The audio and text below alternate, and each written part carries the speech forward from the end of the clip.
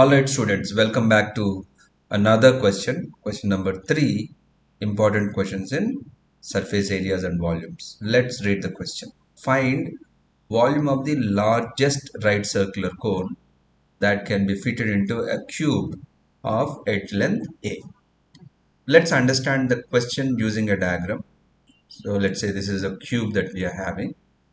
The cube edge length is A, and A by A by A.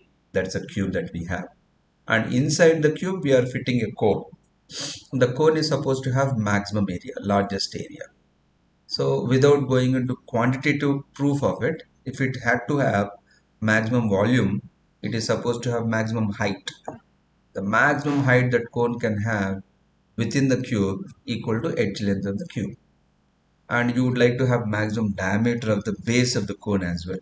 So the maximum diameter that a cone can have within the cube is again edge length there. So that we can describe it as a concept.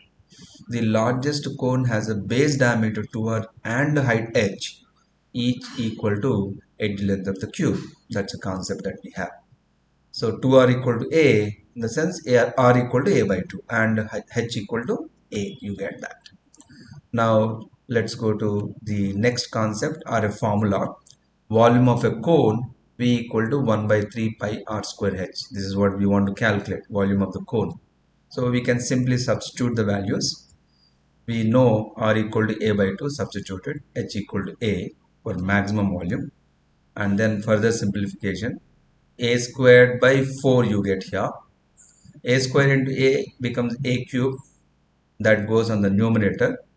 4 into 3 becomes 12, that goes in the denominator. Of course you have pi there, so that's going to be the next step. Pi a cube by 12, that is the volume of the cone which can be fitted into the cube with maximum volume. With that I conclude. Thank you.